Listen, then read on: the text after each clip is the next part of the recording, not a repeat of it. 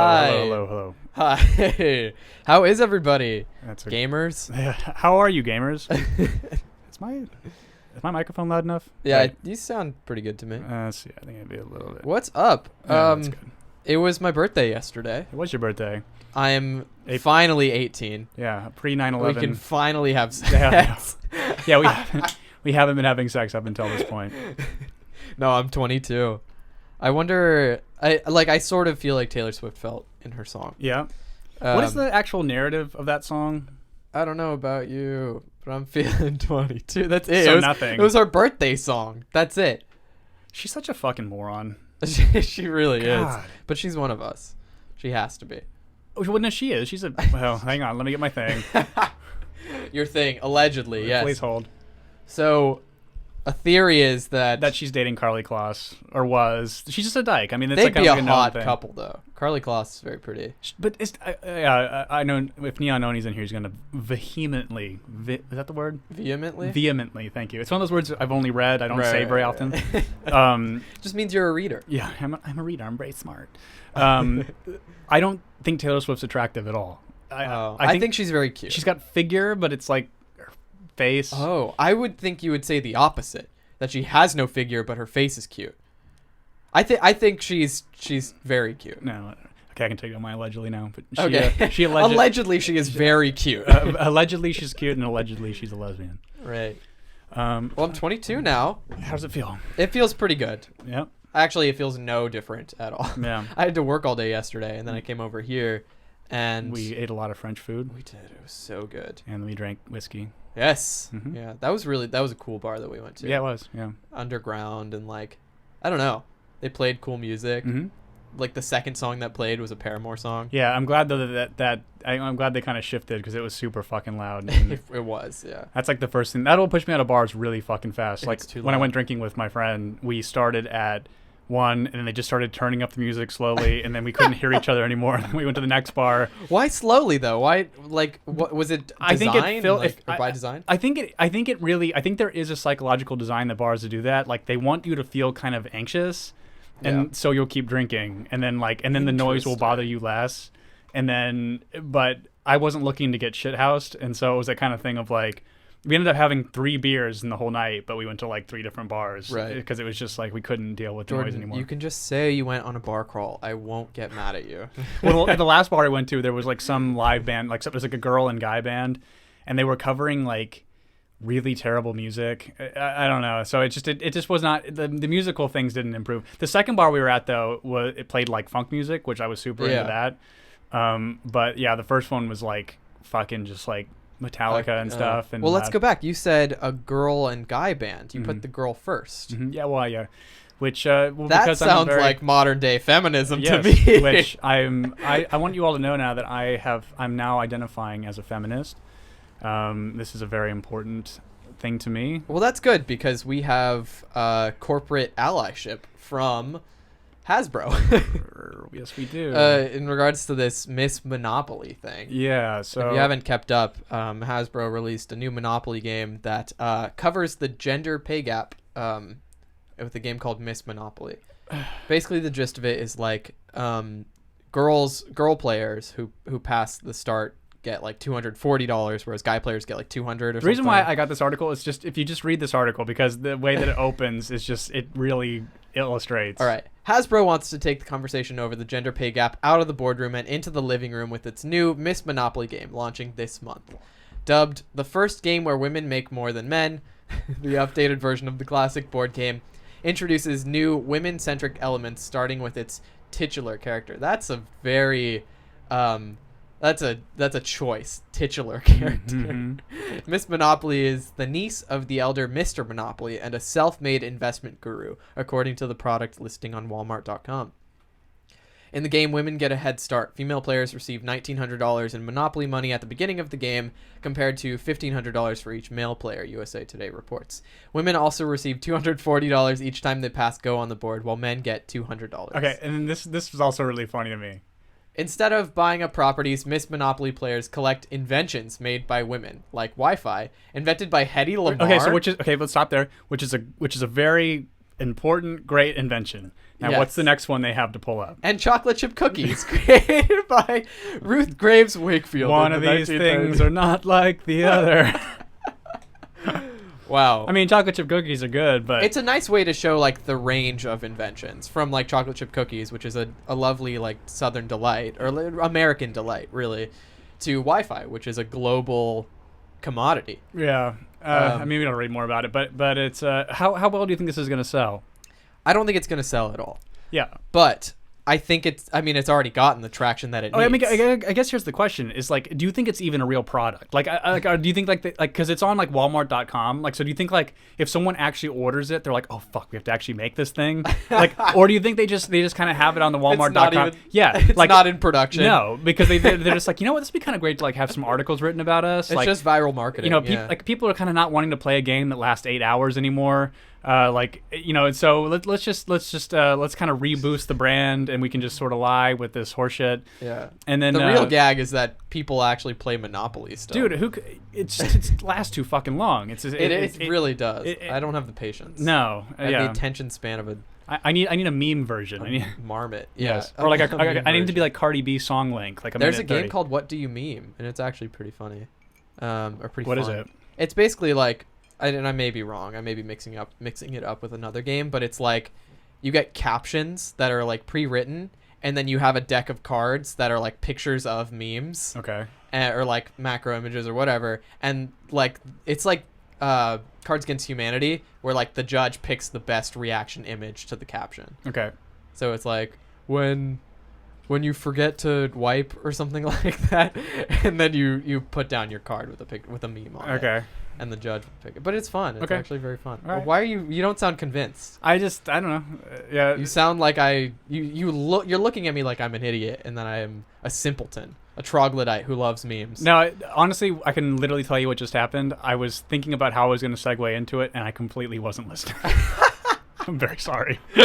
Yeah, fuck you too. That wasn't by design. Fuck you too. Well, my take on this whole I've actually noticed this in other podcasts we do, that I'll make the mistake of doing that, or like okay, you can tell the audience how good am I at multitasking. Oh, horrific. Horrible. Dude. I'm so bad at it. And so it's amazing that I'm able to competently produce and run this, but the problem is that if I'm like thinking about the next step of what I'm going to do, like I won't even let your jokes like land, even though they're fucking funny. Yeah, thank And then you. I'll watch them in hindsight. I really appreciate it. And then also Neon Oni, we talk outside of this, and then he'll be like, holy shit, Sean had so many good lines, and I'll have to go back and be like, dude, I was such an asshole for missing how fucking funny that joke was, because I'm like, I think that in a perfect world where we have many subscribers and our Patreon is kicking, we will hire a producer to take some of this load off of me, this right. this bukkake load, Yeah. and then just make it so I can actually pay attention to what's going on. Yeah. And I had the feeling this was true too. Neon Oni says Lamar did not invent Wi-Fi; she co-invented a component, sort of. Well, I mean, that's the whole thing with like, the same thing with like Marie Curie. Well, yeah, actually, what was her thing again? Sorry, go ahead. Marie Curie? Yeah. Radioactivity. Yeah, right. Yeah, which was, and then it was, but it was a whole team of people. It was a team of people, but she spearheaded it, but she didn't do it alone. Right. Well, one of my favorite ones too is like George Washington Carver with like peanut butter. Right. And he didn't have anything. I mean, that was not. There's a lot, like, there's actually a lot of like actually I won't get into that, but like he's one in particular that if you really do some research on him, he was not as profound as we would like to think that he was in terms of invention, and was really kind of a failure in a lot of ways.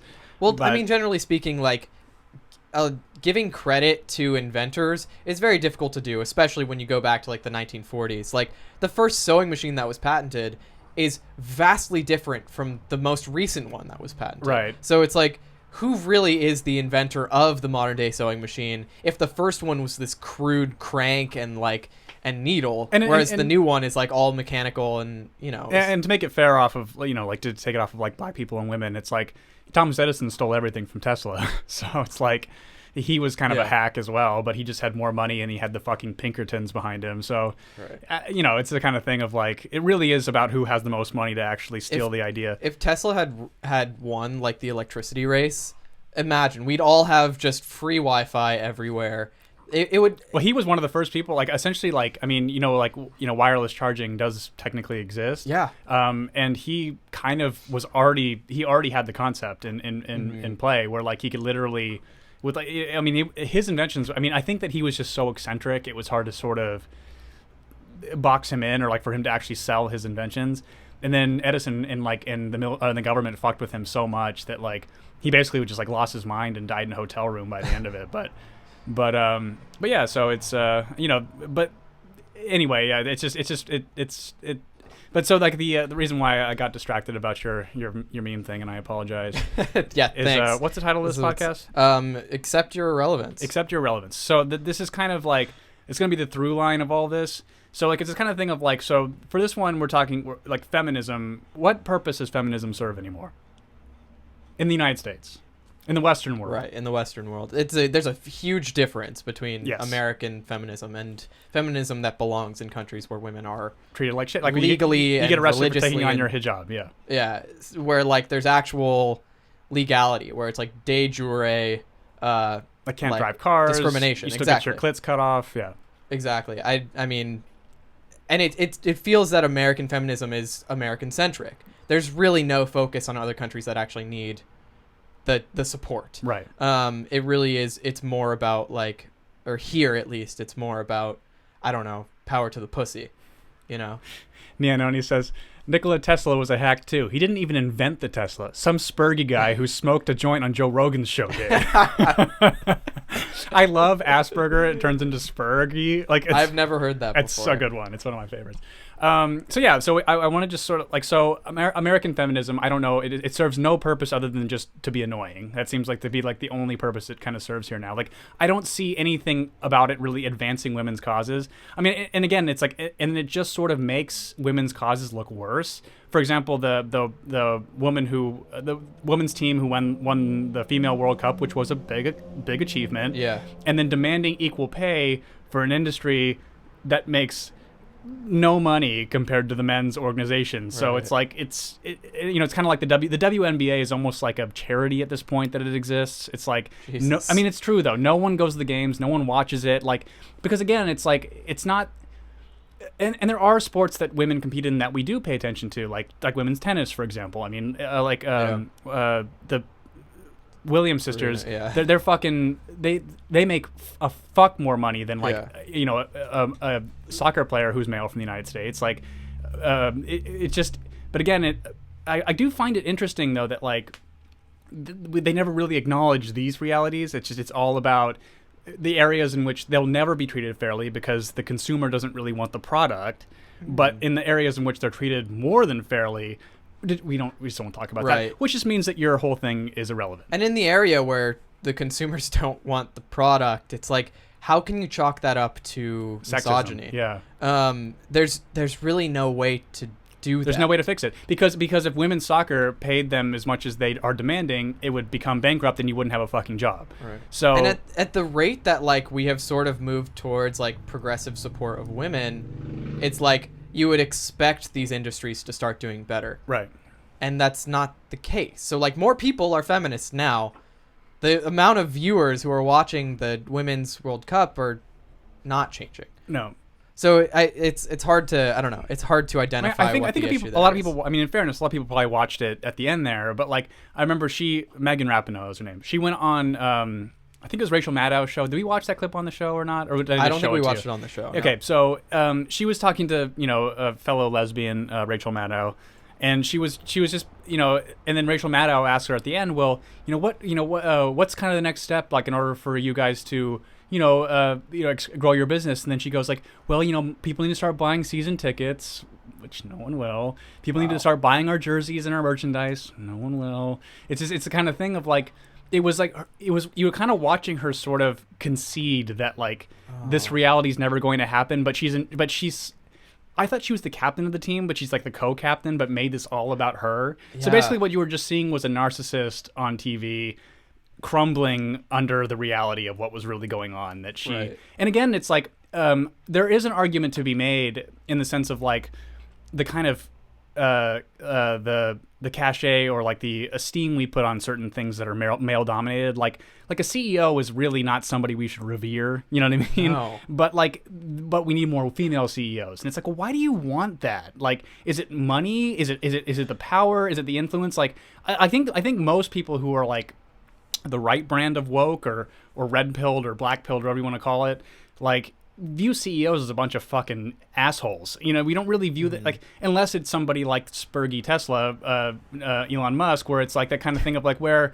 he doesn't really care if he's going to lose money because he wants to like advance technology. It's like that kind of thing. But then you have the Waltons, who are a bunch of fuckfaces, and so it's like, right. You know, there's different versions of it, and I think we talked about that in the last one between Walmart and Costco. Yeah. And Well, my take on the whole Hasbro Miss Monopoly thing is that like there's no feminism and capitalism cannot coexist. No. So it's like there's no way that you can treat everyone equally. You can't have equality of outcome as well as equality of outset. Right. Under fucking corporate allyship. Right. That's not going to work. And again, I mean, it's like, to take it back to sports. It's like, you know, the powerlifting has now banned trans athletes, like, because they're just like, this isn't fair, you know. And I'm really curious, like, why they don't just make an open league, you know what I mean? Because there's been some interesting things like did you know the NFL technically there is no ban on women? They can technically join. Really? Yes. And so like there's been a few women, like a lot of them are like professional soccer players who have done kicking, and they've done some pretty impressive kicks. Yeah. But the reality is that they got fucking tackled. Ouch, they would be broken. You know what I mean? It's that kind of thing of like, so you'd last maybe one game, and then like, you know, some 265-pound linebacker tackles you and your whole body is just glass. Jesus. And so, you know, but like there actually is no ban on women in the NFL. Like, you can theoretically, but it just, there's no one is ever going to, like, no woman is ever going to match up with the best, you know, male athlete in the same kind of thing. And so there's like, there is, but again, it's like people love football, and so, you know, people are going to tune into that. I think adding a hot woman to a football team is a way to get more viewers. Well, I think that's cheerleaders. You know.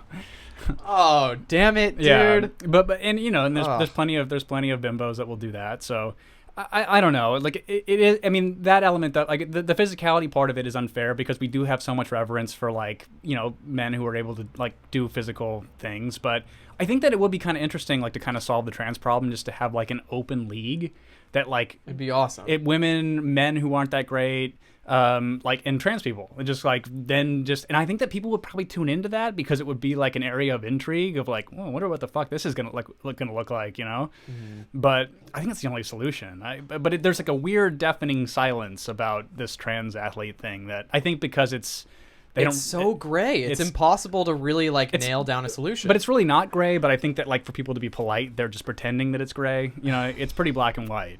I mean, if you're a male to female, you're just gonna crush every girl. It's just, you're going to. So no matter if, like, even if you were like tiny low ranked tier shit man at the thing, you're still gonna crush the highest woman. I mean, it's just, you're gonna win.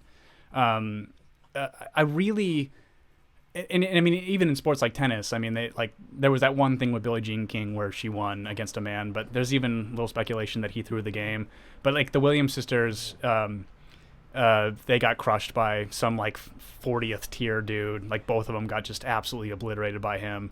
And then the women's soccer team got beaten by a bunch of 15-year-old boys. I think we talked about that on another podcast. Right. So it just is one of those things where, like, yeah, there's physical unfairness, but again, you know, the thing of how even like capitalism, or like I guess like maybe capitalism and like the way you're talking about it in the sense of like how we advertise, like we're talking to women now of like, you can do anything, and it's like, right. Well, you can't, and a lot of it is like, you know, of like the female firefighter argument, like, you know, like there's certain things where you would prefer just like a bigger person in a crisis situation that would involve heavy lifting. You know what I mean? Like, I would prefer a man in that scenario of carrying my body out of a house, opposed to, like, unless she's like some fucking an Amazon woman, and like, yeah, a glamazon woman. But yeah, so I don't know. So I guess I'm bringing the question back to, like, what purpose do you think feminism serves in the West in 2019? Well, it could serve a better purpose if it actually. If you could reshape the modern messaging of feminism, what would you make it into? Oh shit, dude. I think to expand American rights for women into countries that don't have the same. Right. That would kind of just be it. Yeah. Because after that point, it's like, what can you do to shape the minds of people who don't want to change? Right. When you have like ideologies or like built-in traditions into like in the South here or like in countries that are not as progressive with women's rights, you can't change the attitude. Those people will eventually die, sure, but you can't change the attitude, like just as a matter of fact. Right. You can't change somebody from a bigot to a non-bigot just by telling them to stop. I think like the challenging part is like Middle Eastern countries, because like it's sexism is pretty much built into their ideology. So it's and like, their law too. Yeah. Because their law is their dictated by their religion. Yeah. And we saw that here as well a little bit, and in states that are very Christian do have that sort of legislation as well, because they can do so as their states' rights, but not as heavily influenced. I mean, it has been pretty striking to me to see how how quickly we kind of moved and I've talked about this on another thing, but like how quickly we moved into like a more secular sort of ideal. Like that doesn't necessarily even mean abandoning Christianity, but like more so in the sense of like being a little more picking and choosing with the things that like this is good, this is kind of trash. Like we like shrimp, but we also like gay people kind of. But then, don't fuck your neighbor's wife. Like that's a good thing. Oddly, there's no don't rape in the commandments, but that's that's a different podcast. But yeah, so we were just talking about states and state rights. Yeah, and stuff. So I figured that would kind of be the way to move into this. So the next, do you can take the lead on this before I pull up the article. Yeah. So a few days ago, 48 United States came out in support of an antitrust lawsuit against Google. And the two states that are not included in the antitrust lawsuit are California and Alabama. California already makes sense, but Alabama was the mystery to me. So you told me. This came out a few days ago, and actually, excuse me, the Alabama thing happened over a year ago. So Alabama did not sign on to this antitrust lawsuit because Google is currently building a $600 million facility, a data facility in Alabama. Can you believe that shit? But they very clearly have a bias, and this data center in Alabama is probably going to do, I don't know, good things for their economy. Yeah, I would think so. In an economy that's like Alabama, it's pretty rural for the most part. Yeah. I mean, they don't have a huge economy in Alabama. You were saying the specifics of this lawsuit is like really vague, and so nothing really has. They haven't announced any kind of specifics of what it is, but really what I interpreted it as is so they're suing Google for its monopoly over internet ads and internet ad revenue. Right. So Google and Facebook are the two. It's like 60% Google, 40% Facebook. Right. For the most part, there are smaller ones. But they're the two that matter. Yeah. So people like political candidates and small business owners, and even Fortune 500 companies have to bend to these two massive companies in order to get their name out there. And I feel no sympathy for Fortune 500 companies because they already have the money. But small businesses and political political figures like Tulsi get just absolutely clobbered by Google, who suppresses their if they search decide results. They don't like their ideology, which I've wondered what Google was afraid, like who pressured Google into fucking with her. That's what I'm trying to figure it out. Like or like is it someone internally who controls it that took issue with her, or like her message, which is just like anti-war. Well, I mean that would mean Google is wrapped up in war as well. I mean, I wouldn't be surprised. Are they? I mean, is Raytheon buying like some kind of tech contract from them, or Boeing, or something, Yeah. or Lockheed Martin?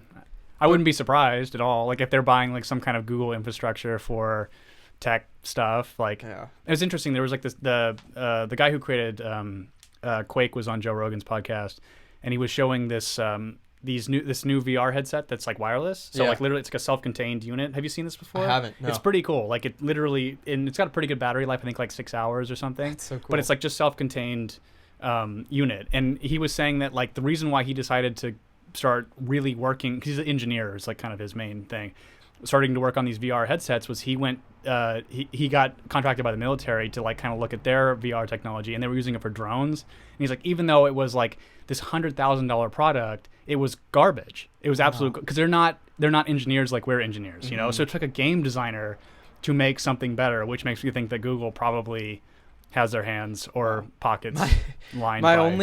So when VR first started to become a thing, there was like VR headsets and you could like watch porn on them. Yeah. And like I was listening to this podcast, and this is like a regurgitated joke, but somebody put on a VR headset and started watching porn and like immediately took it off because they were scared, because the way like the VR headset like rasterized your size was like you were very small compared to the lady, and she was just this giant woman with like her. So like Vore people would be super into this, right? Oh yes, yes. But actually, so this Google thing is on the tail end from last year of Google paying out, I think, $160 million in a settlement because they were collecting data from minors on YouTube. Isn't that cool? Like people who like go into coal mines. Yes, yeah. People who go into coal mines and watch YouTube videos. It's a Louis C.K. joke. I think I've actually made that Louis C.K. joke on this fucking podcast. Speaking of regurgitating jokes, but yeah. So like, where were they collecting it? Like, what from? On YouTube. So it was kids watching kid YouTube videos. They were collecting that data without their permission and without their parents' permission. Jesus. So they were collecting what they were watching, when they were watching it, their personal information. And like that's so against the law. Yeah, of course. And so I think that happened in the UK. I think it was $160 million or something like that in the UK. No money. I know, it's $0 compared to what they actually have, because they actually make, I think, something like $60 billion in revenue from their ads online. Alone. So maybe the entire United States of America suing them is a good thing. We need just accountability. We need to further the competition of like, all competition is good competition, right? Especially in like the free market or whatever. Yeah. But so Google maybe getting like a huge hit is a good thing. Maybe it'll make Facebook bigger, but like if we can find a way to support at least like a third, like a third internet thing, ad based. I don't know. Or just like, or some kind of like consumer like owned and operated sort of engine. You know what I mean? It's like, like. Even if it was like a small like penance you have to pay every year, like $10 a year or something for like a independently operated kind of thing. But then humans are involved, so they'll end up making it terrible somehow, as they always tend humans to do. And capitalism exist. Yeah, so you can't really, you can't reconcile that. With there's like I just wish there could be this like happy balance between government and capitalism. It just doesn't. It just seems like whenever any one of the two things seems to get larger than the other, it's a problem. It just seems like they can't. It's a never-ending competition. Gosh, I had a thought. I'm forgetting it. Damn it! Damn it! We can okay. We can move on. So cool. So kind of staying on the things of groups that are irrelevant, is I wanted to talk about the Southern Poverty Law Center and the ADL, the Anti-Defamation League. And so what purpose do you think these organizations serve anymore? All right. Well, just to give an example. Okay. Well, you know this example. The SPLC I put fucking Sam Harris on their hate watch list. Right, and Majid Nawaz, who is like a Muslim reformist. Exactly. Yeah. I was trying to find the words for that. Yeah. A Muslim reformist who was Muslim and now sort of criticizes. He was a Muslim radical who got put into prison in Egypt, I think, for like 6 years. Yeah. I could be getting the area wrong, but he was definitely in prison in the Middle East. He met some mentor in there that kind of de-radicalized him, and then he sort of saw the error of this sort of radicalization of this particular ideology, and then decided to speak out against it. And he's a very eloquent, well-spoken guy. And so, his only messaging really is that he's critical of Islam. That's really what it is. And all of his criticism is completely fair. But the Southern Poverty Law Center put him on the hate list, and Ayaan Hirsi Ali, who's a Somali-born ex-Muslim who went through genital mutilation, female FGM. That's a little easier to say. But someone like Linda Sarsour, who is a massive anti-Semite, and is now endorsing Bernie Sanders, which is that's really odd. The fucking that's weirdest fucking thing on the planet.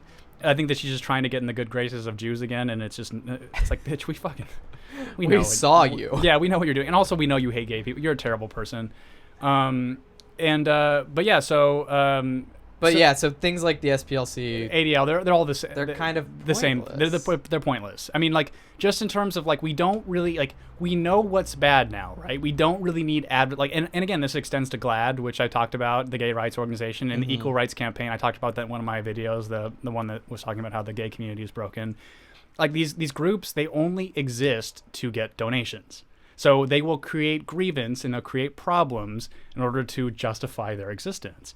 And that's kind of what it is, by calling someone like Ben Shapiro or Sam Harris a Nazi and putting them on your hate list is exactly, which is the irony of that. Is putting two Jews on your Nazi hate list. Right. So, and again, just because they're critical of like woke orthodoxy. So it's like these groups have not really become protectors of minorities anymore. They've become protectors of a completely heavy-handed ideological force. Right. Well, what's so funny about it is that, like, why is one... I criticize Christianity as much as any other bizarre religion that doesn't make any sense to me. Right. So it's like, why is one protected over the other? Right, because I think that it's simple in America, because Americans are stupid and they conflate brown with Islam. Yeah. Even though the scariest fucking Muslims are Chechens, and they're white. It's like when somebody assumes something is racist without any mention of race. No, I know. Yeah, and it's like, wait, you're the one who thought of exactly. Well, who thought of like maybe East Asians or like, and very similar to the Chelsea Handler thing we were watching of like, she's so fucking clueless that she doesn't realize what she's doing is so fucking racist. Because she has like such low expectations of black people that I, Chelsea Handler, need to save you all. And it's just this kind of like, it's like the white savior thing. Yeah. Like that, even though you think that your intentions are so good, you're such in an ideological bubble that you can't realize how stupid you are. But anyway, so there was a really weird thing that happened. So PewDiePie, the YouTuber, the most, I guess, T-Series. Yeah, brofist, bro. So he got to 100 million subscribers on YouTube and decided to make this weird fucking thing, and we're trying to so maybe you all can help us out in figuring out what the fuck he's doing here. Yeah, it would be nice. And so here is this. Of 100 million. Let's get in with the video. But as an additional celebration, I'm donating $50,000 to Anti-Defamation League, which is an organization that fights bigotry and prejudice in all its forms. Thank you, honey, for sponsoring this video. Let's get on with the unboxing. Huh.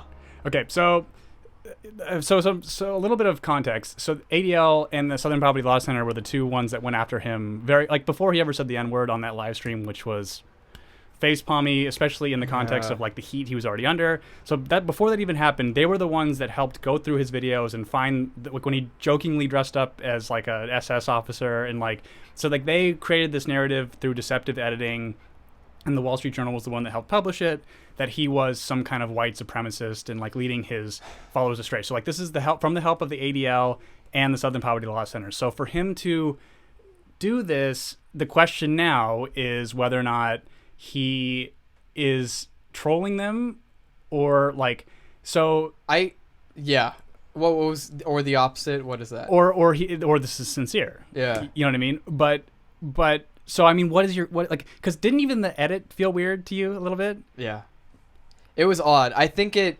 is in a way sort of like a kill them with kindness kind of thing. It's like, you tried to cancel me, here's $50,000. So nice try. So his really out there fans, which I think are totally wrong on this, is that he's being like extorted somehow. And the reason, like, or like blackmailed, like they have some other thing. But here's the thing, is like, very similar to stand-up comedians, you can't cancel him because he's the largest creator on this platform. So YouTube can literally do nothing to him, because if he fucking leaves, YouTube is over. Like if he goes to BitChute or whatever, like YouTube's done. I mean, like, Like they'll lose so many fucking people because like the amount because now he's at 100 million people, 100 million subscribers. So if he shuts it down and goes over there, like YouTube will take a massive hit. I think the misconception though is that so there's endless hours of content on YouTube. Right.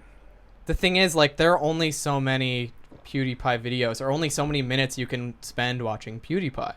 So the idea that him leaving YouTube will bring all 100 million of his subscribers with him, I think that's a misconception. Right. I think YouTube will continue just fine. There are dozens of other YouTubers with like tens of millions of subscribers who are doing just fine, and they don't plan on leaving. And it's like, I was listening to a podcast by this YouTuber actually yesterday. Her name is Jenna Marbles. Of course, everybody knows her. But they were talking about how, and this sort of ties back into it, Ninja left Twitch in a contract with Mixer, which is Microsoft's Explain who that live is if people don't know, because Tom So, won't know. Ninja is a video game streamer on the platform Twitch. And he's been around for a while, but I think he's the biggest of the streamers on Twitch. But a couple months ago, I think he signed a contract with Microsoft's video game streaming service Mixer, and he left. He's only going to exclusively stream on Mixer now. Twitch didn't change at all. Twitch was just fine. The thing is with Twitch, it's a different environment because when someone's live, you can watch them. But when they're not live, there's nothing to watch. So if you're constantly spending time on Twitch, you're just watching people who are live then. If you don't go live on Twitch, no one's going to watch you. But the thing is, there's only so much screen time. So if Ninja has like his stream on Mixer going on, as soon as it's over, people are just going to go back to Twitch to watch somebody else who's live streaming. And it's sort of the same with YouTube, that there's endless hours of content. You watch PewDiePie's video on BitChute, and then immediately after, you're like, well, now what do I watch? I'm going to go to YouTube. You're not going to stay on BitChute. You're going to watch other creators on YouTube. Yeah, and BitChute is... So, well, yeah, that's just an example. But this whole thing with, like, his $50,000 pledge to bring it back is odd. Yeah, I mean, I guess we can look at this article. This is from Kotaku, which hates gamers. They do hate gamers, even though they're, like, a gamer-centric... I don't know. It's odd. They hate the Game Grumps. Or they allegedly hate the Game Grumps. Right, I'm sure they do. In a video yesterday, Felix PewDiePie Kjellberg announced a generous $50,000 donation to the Anti-Defamation League, 100-year-old advocacy organization founded to combat anti-Semitism. Celebrating his 100 million follower touchstone on YouTube, he explained in his video that I feel like I finally come to terms with the responsibility I have as a creator. About 100 million subs too late, but you know. But like... Okay, so I'm going to read Neononi's comment really quickly, and then we'll get back into the article. I don't buy the 4D chess trolling theory that some are pushing, but PewDiePie's look of dismay couldn't have been any more intentional. So I guess I would ask you, Neononi, what do you think this is? Because I don't... The amount of money was... The fact that he said the amount of money is weird to me, kind of. Like, because that's not... I mean, in the grand scheme of how much he's worth, like, that's not, like... It's a lot of money, but it's not... You know, it's not massive, and so it just, and also like it just didn't, nothing about it seemed really sincere. It seemed strange. I've seen YouTubers do this kind of thing before. Shane Dawson has done it. David Dobrik has done this, where they get a sponsored video, so they have a partner or a sponsorship for that specific video. In this case, for PewDiePie, it was Honey, which is like a Chrome extension. Yeah. That saves you money. And that's not a endorsement of them. That's just what they do. But I imagine that the amount that was decided as $50,000 was agreed upon with Honey. So Honey probably gave PewDiePie $50,000 in a sponsorship for this video. To give to the ADL? So he negotiated with Honey, and then that money that he got from Honey, he decided to donate instead. But why would on one sponsorship? Why would he do that? Like I don't understand why he would do this. And again, he doesn't live in the United States, so it's like, it's also like not, I don't, it's just, it's so peculiar. Yeah. Neononi said, I have no idea. It's bizarre. Yeah, I don't know. It's like, I really wish I had a good explanation for this, but like I would, if I were him, again, like just I think the ADL is another just sort of irrelevant organization. Like I guess like this article is saying that it's mostly founded to combat anti-Semitism, which there are more of those hate crimes going up, but they're unfortunately it's not white dudes that I don't know. It just is one of those things where it's like I don't know. I don't have a good answer for this. I don't either. Yeah. Well, Yeah. all right. Ugh. Yeah, well, Ugh. I guess that's where that ends. That was not a galaxy brain moment. No, it was not. That was like when a star dies brain moment. Yeah, I guess. Because I don't really understand I don't understand it. Felix's decision. Although I think Felix is very handsome. I have found him to be really attractive for a long time. Have you? Yes. Hmm. I don't know what it is. Yeah.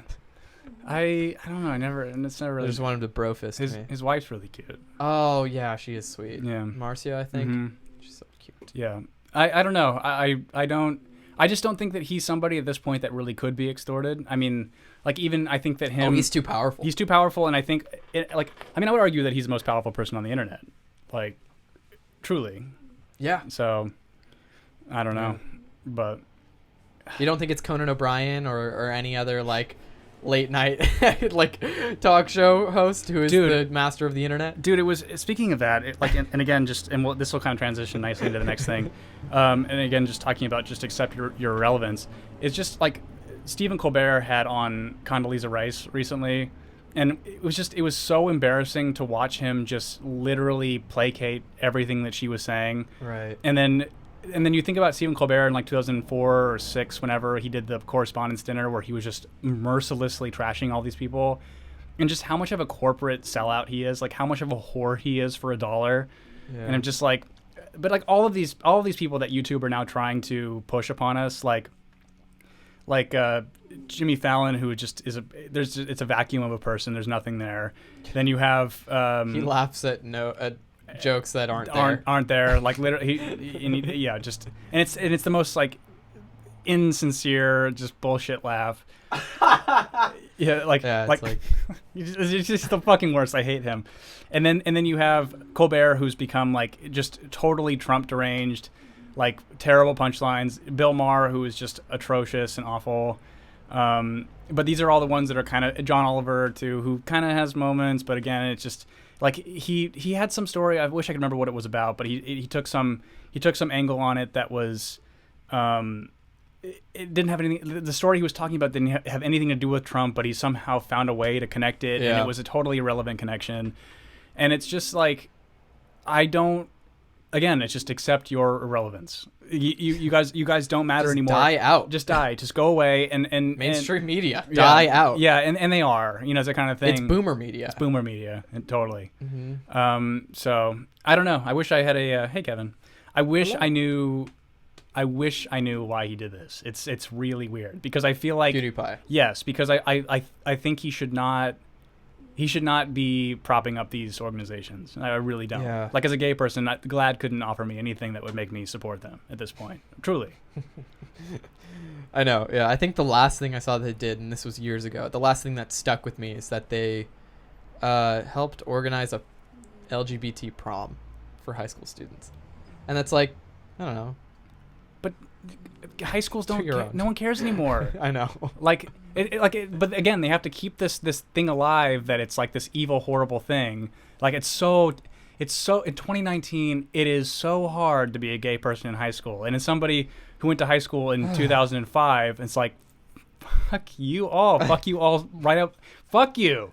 Like, this is not like you don't have any fucking idea. It's shifted towards convincing kids that it's hard to be. Because they can remain solvent. That's the only reason why. Because if they create this fear in us, they will get more donations. Right. Ooh, yeah, exactly. It's all money. It's all money. It's all money.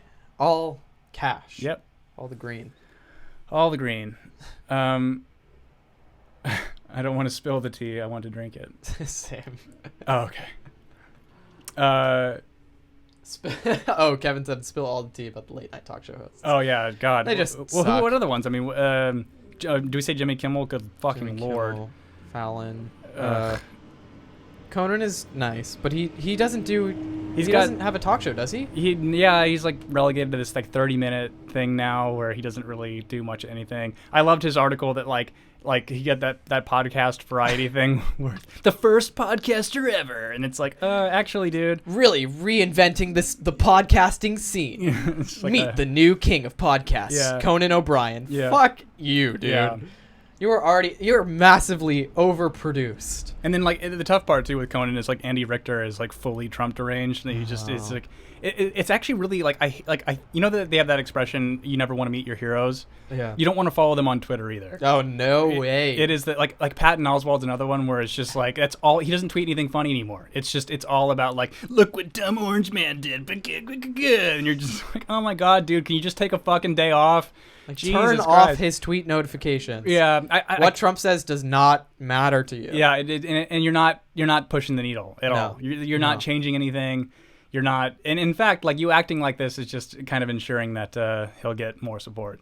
And speaking of his support, so there are some Republican contenders against hell him. yeah! So as of 3 days ago, Mark Sanford announced his candidacy as a Sanford campaign as a Republican candidate. And then as of August 25th and April 15th of this year, let's see, who's that? Joe Walsh and Bill Weld, who was also who's interesting because he was a good governor, I like from what I understand, but he's said a bunch of kooky shit in the last 10 years. And then it was tough because I was a Gary Johnson person in the last election until he fucking shit the bed really badly several times and just like proved that, I don't know, he probably shouldn't have eaten so many marijuana edibles before giving talks. But I liked the idea because he seemed to kind of be the like, because like libertarians can go really far out there. Like, we don't even need driver's licenses, man. Like they can just go really far out there. But he was kind of, who needs an age of consent? I mean, yeah, like you can see how these things can be abused, right? Right. But like he was kind of like a reasonable voice, and then he just totally fucking bungled it. Let murderers kill people. Sometimes they deserve it. Is it justified murder? What's going on here? But yeah, so Bill Weld was his running mate, and then Joe Walsh. He's like, a talk show host. That's kind of all I know about him. I was telling Sean that I kept reading it as John Walsh, the guy from America's Most Wanted. I'm like, wow, he must really. He gets around. Yeah, he must really get around. Yeah. And then Neononi says, we'll go back. Remember when Fallon canceled Norm Macdonald's appearance because a producer didn't like that he quasi-defended Roseanne and Louis C.K.? I do remember that, yeah. It was when he was promoting his Netflix show. Oh. And it's unfortunate because Norm's podcast was really, really, like, not PC at all. Like, he had this running joke with his producer. Like, his producer, like, he would, like, make this joke constantly. This producer was a Holocaust denier. And so, they would bring up the Holocaust. He's like, yeah, my co-host over here said it's about, it's like 200 people got killed in the Holocaust. Oh, my fucking God. I fucking love Norm. Like, Norm's actually starting to kind of lose it on Twitter, but like in the right direction, which is kind of funny to watch. But anyway, yeah, just accept your irrelevance. None of you are going to beat him. No, and it's so silly. Like, don't you think what's best to keep your party winning is to just rally behind somebody who's already won?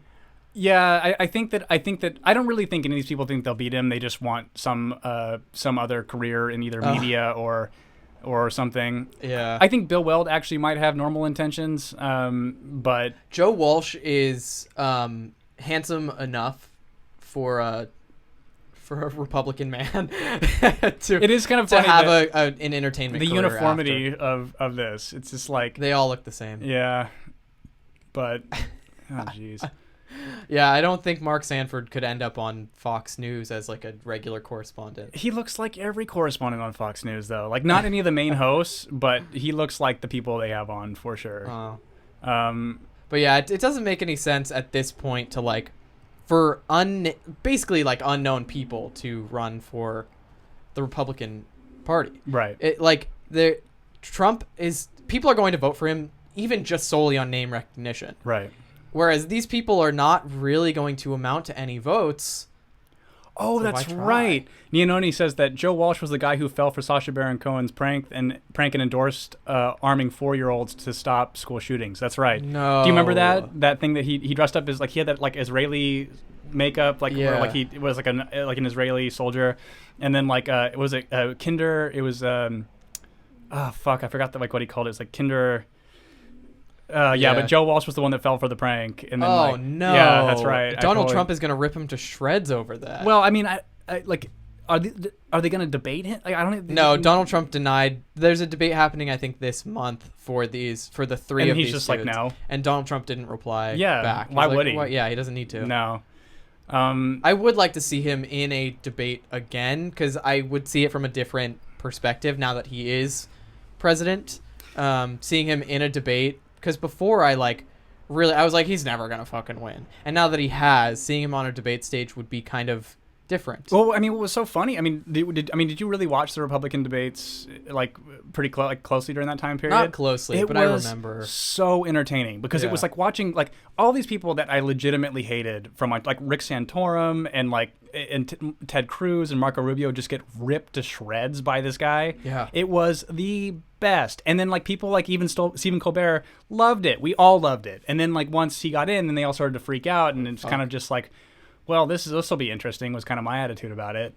But then now it's going to be the same fucking thing, because it's like Joe Biden, he can't even hold together and not bleed out his eyes. And then probably from, drinking too much bourbon and vomiting, kindergartens, that's what it was. Yep. Kindergarten. Yep. But then I think Biden's falling apart, and then I think it's probably going to be Warren at this. That's what it's looking like to me. Yeah. And then he will just, I mean, she is just so demure. He will just absolutely tear her to shreds. Like, there is no. It makes me so sad because I don't think she deserves it. Yeah. I don't know. I don't think that, like, honestly. Well, you know why she does. Let me show you why she does. Did you see? This might be what you're pulling up right now. That Hillary is working. That's what it is.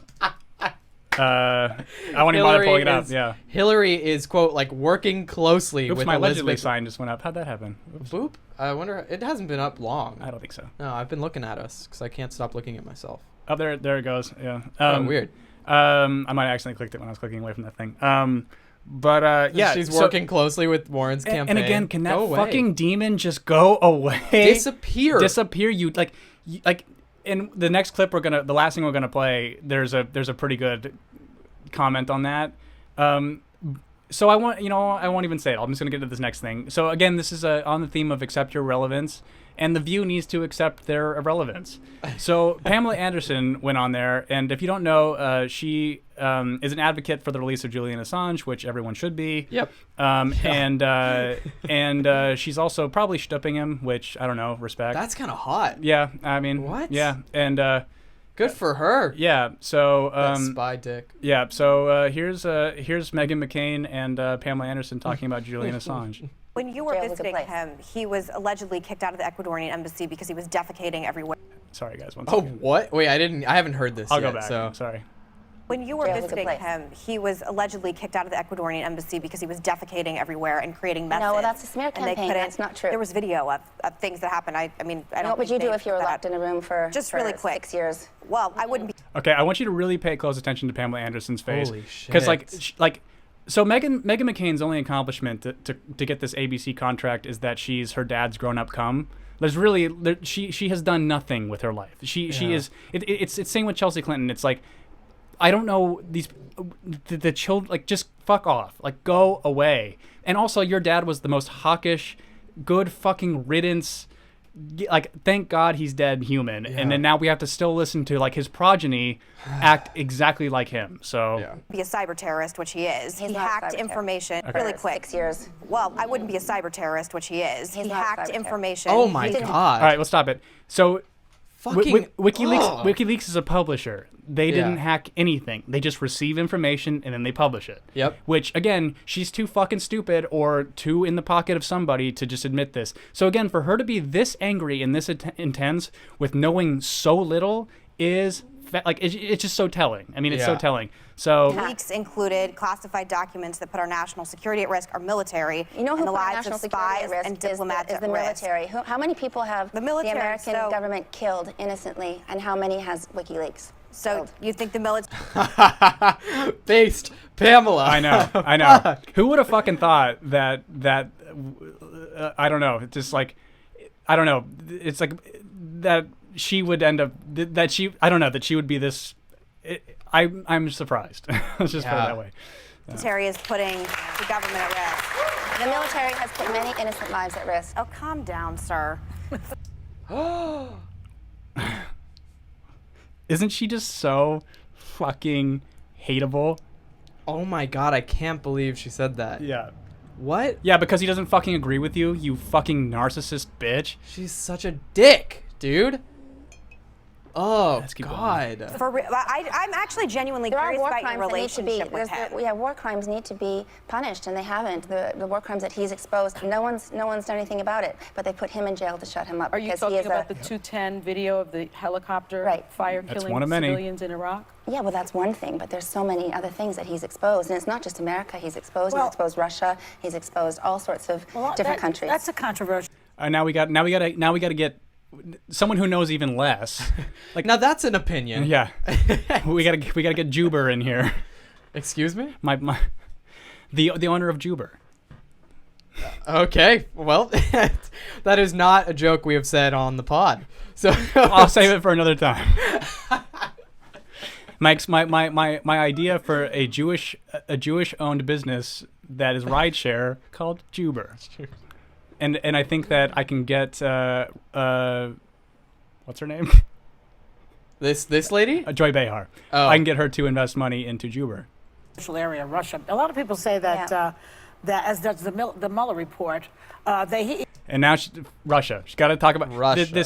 This Mueller report that yielded you guys absolutely nothing. You have to bring it up because you don't know anything. Like Joy Behar knows nothing. She's this like again. They would attack this hard and like literally she's surrounded. Like Pamela Anderson is surrounded by a bunch of retards.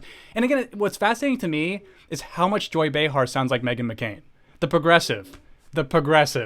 Sounds so much like Meghan McCain. Now listen. that Assange interfered in the 2016 election by conspiring with Russia to by releasing hacked emails, which hurt Hillary Clinton. It's almost like is he responsible for giving us Trump? I mean, his timing and the way the timing. But you know, Hillary Clinton is responsible for Trump. Fuck, dude. Yep. It was hers to lose. Yes. It was all of the responsibility. Those emails wouldn't exist if Hillary didn't exist. Exactly. This blame is squarely. Are you serious? Behar's not a Jew. She's a WAP. Oh, God damn it. Oh. Why does she have such strong like Jewish energy? She's. Well, does that mean she's your clan? She's my clan, I guess. God damn it! I take responsibility for her. Oh. Well. In fairness, since I am an Italian citizen, I'm actually more of an actual WAP than Joy Behar is. Wow. So I have no responsibility for Joy Behar. All right, let's see Pamela be even more based. Here we go. Based Pamela. She's the one that she timing, though. Why is he but a it's Trump true information. supporter? When Is he a Trump supporter? No, I was with him. A lot of people think then he why is. would he help Trump? Oh, Well, he wasn't helping Trump. He was trying to tell the American people true information that Hillary Clinton was doing so they why could make an didn't- educated choice. Wait a And I second. think FBI kind of put the nail in that coffin. But do you Yep. mean to tell me that he had nothing on Trump? Come on. And that. All right. So Joy Behar said, "Do you think that he had nothing on Trump?" What was the news doing literally every fucking day? Grab her by the pussy. Like it was something every like they didn't need WikiLeaks to do anything. WikiLeaks was just like a semi counterbalance to the amount of just insanity that we like all these new moral panics you're supposed to feel about Trump and his rhetoric. Like why would WikiLeaks even need to contribute to this even if they had something? So let's let her keep going.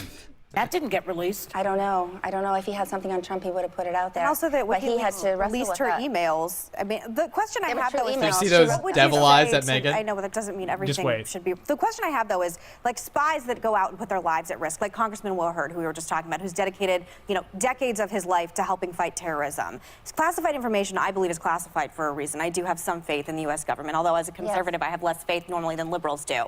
So what would you say to? And yet I'm preaching for larger government overreach in that a publisher or basically. Wait, she's a conservative? Yes.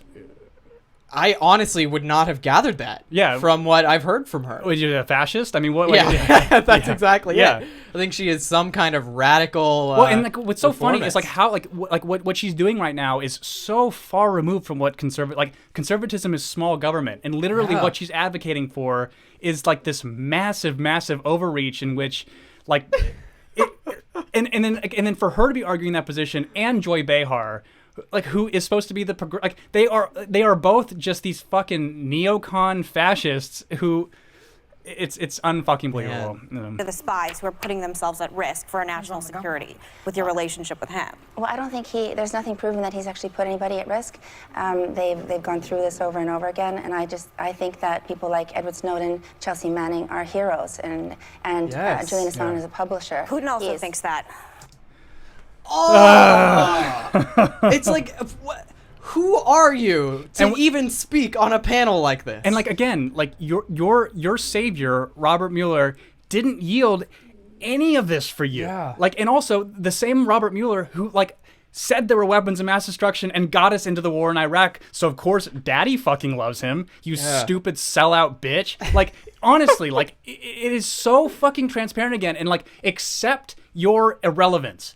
We all know now. We know the fucking truth, and you can't lie to us anymore, you fucking gremlin-bodied bitch. Fuck off. I'm this angry because it's so insulting to your intelligence. It's just kind of and then a fucking bunch of dumb housefrows watch this stupid shit, and it's just do they know? Can you see through this? I mean, but again, we know what Julian Assange does. We know that he has exposed many war crimes that me as a citizen are and also and Edward Snowden too, just intelligence overreaches and just this incredible stuff that happened post 9/11 that us as citizens are suffering, and we have lost all of our privacy, and these fuckheads are advocating for it, right? And advocating for an innocent person to be, I don't know, put in prison forever. It's a journalist. Yeah. They are advocating for the imprisonment of a journalist. Yeah. But also, Pam, he put people in danger by She shouldn't even acknowledge the Putin thing. I love that. Snowden, Chelsea Manning are heroes, and Julian Assange is a publisher. Putin also thinks that.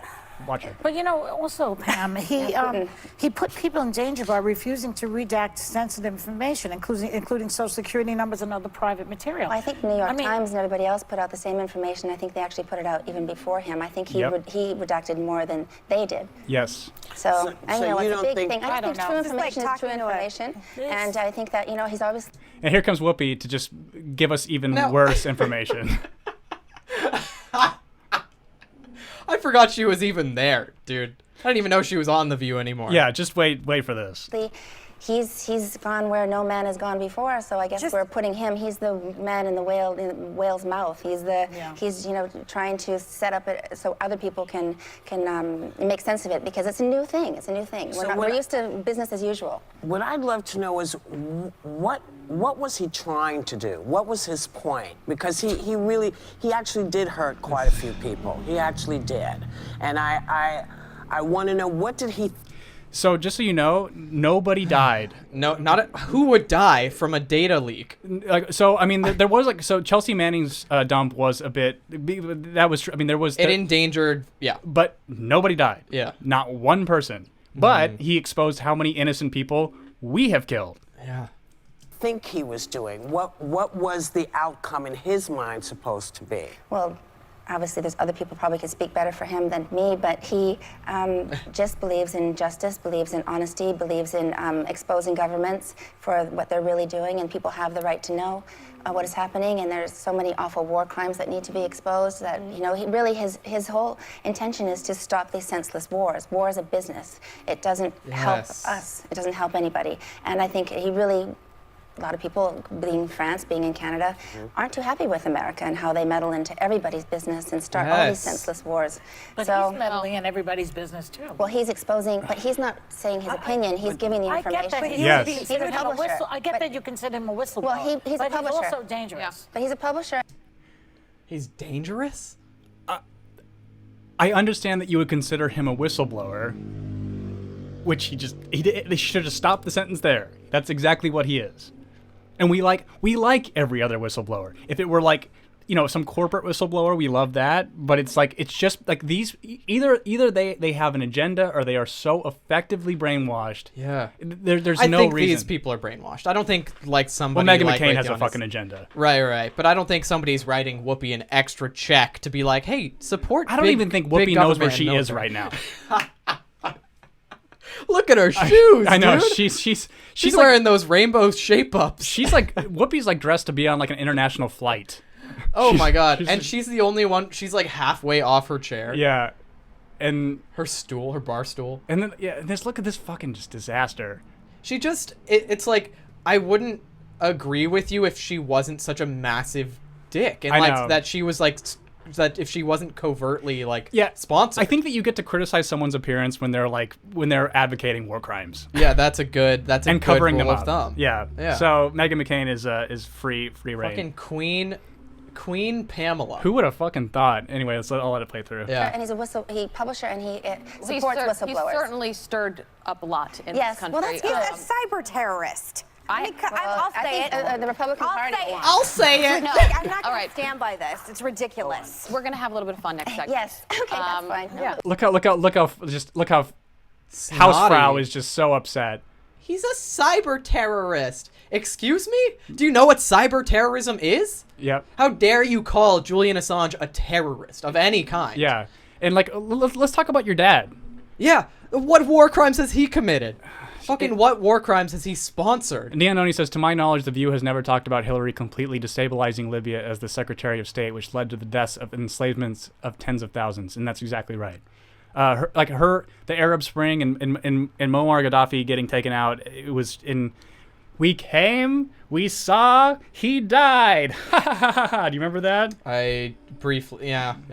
Fucking Hillary. Okay, so I think a really good way to end this, and it's on the same tone, is to read the campaign email I got from Tulsi for 9/11. Yeah, because we briefly today is 9/11. mentioned. Yeah, we briefly mentioned it Let me while grab it watching here that. really quickly. Actually, So, well, I'm subscribed to Tulsi's newsletters as well, and I actually donated another $5 just to give her a little push. I'm gonna make you read this if you don't mind. Yeah, absolutely. It's a little bit long, so like strap in. I'm gonna see if I can. I'm gonna get. They're gonna see my. And this will kind of Shit. yeah. And this will kind of be like the closing. Yeah, I think remark this for is us. this will be the closing. Because then this also, to what Nianoni said, this actually ties into that. So, Yeah, so it says 18 years ago, our nation was attacked by Al-Qaeda. Thousands were killed, and today we honor their memory. Those just getting to work that day, children getting dropped off at daycare, the first responders who rushed into the crumbling towers. We will never forget the heroes who sacrificed their lives to save others, and we must always honor the memory of those lost on that terrible day.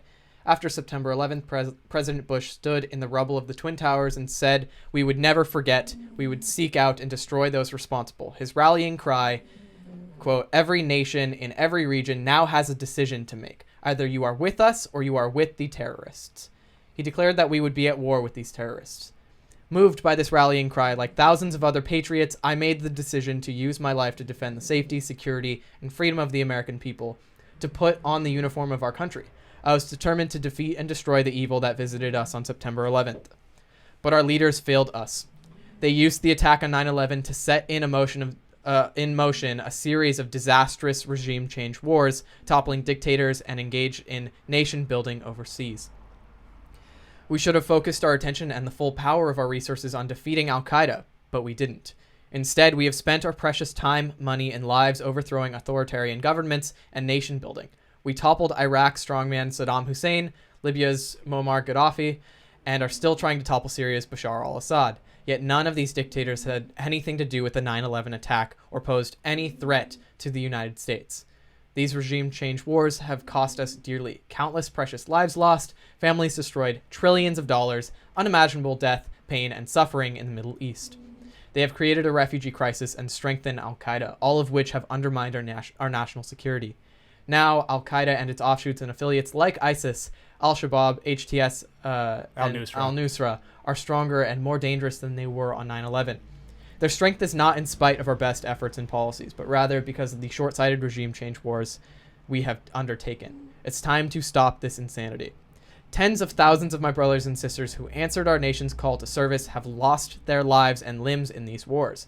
As president, I will honor their memory and the thousands we lost on 9/11 by changing course.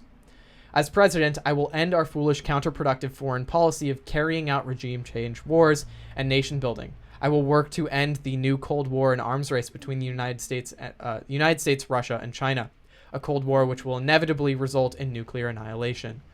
I will focus our country's resources on keeping Americans safe and rebuilding our own nation right here at home. Regime change wars are wars of choice. The war against ISIS, al-Qaeda, and their affiliates is not a war of choice. It's a war they started and will continue to wage against us. None of us want war. We all want peace, but unfortunately, it is not possible for us to unilaterally end this war. Either we defeat them, including their ideology, or they defeat us. But united, we can never be defeated. So let us come together in the common spirit of love for our country and for each other to defend our nation, our freedom, our future. For the love of our country, Tulsi Gabbard. Yep. It kind of just encompassed everything that like I've been feeling about, and Michael Tracy said this, so I'm sort of going to paraphrase from him, but he tweeted like, if you are still putting a moratorium on the conversation that needs to be had about the actions we took after 9/11, then you're not allowed to participate in this conversation. No. Because this is the people that we waged war against are not the people who hurt us. And what progress have we made against the people that hurt us? And it's so funny to see this immigration crisis and not take any accountability for what we've done in other countries and cause the outpour of immigrants to our country. Yep. And so like our regime change wars have caused all of this, and yet let's just build a wall. Right. Let's not take any responsibility for the damage we've done. Like, build a fucking wall. I don't care. It's not going to work if we still meddle in these countries. Honduras and I mean, again, it's one of those things of it's just like this never-ending meddling, and then also too, I mean, like we wonder like why there's all these like Syrian refugees too, and it's like, well, because we're fucking dicking around over there too, and it's like, yeah, I don't know. I think that I don't know. I kind of see. I don't know. I just love her. I love that Pamela Anderson is so based now. Fucking Pamela, dude. And I love it too because like the internet's response was like she fucking nailed it. Like I mean everybody was pretty much on her side on that. And good. I want her to talk more. Yeah, and hopefully the View.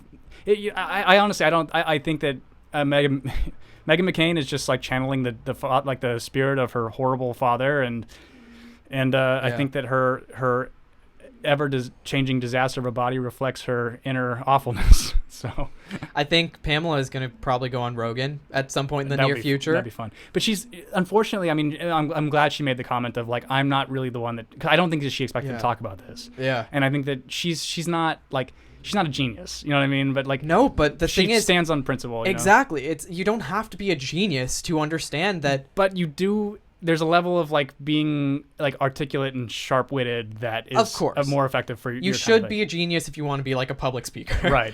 But you don't have to be a genius to understand that Julian Assange is like an American hero, right? And that we deserve to know the truth, right? That's so beyond being a genius. It's like just know that you're worth more as an American to know the truth, right? That's it. I'm gonna close it out on Neononi's last comment. He says, "I've never been so proud to have endlessly jacked off to Baywatch between the ages of 12 to 15." Your cum did not go unnoticed. Yeah, you came for this nation, and I think that's how I'm gonna close it. All right, everybody. Have a good night, everybody. Bye. Bye.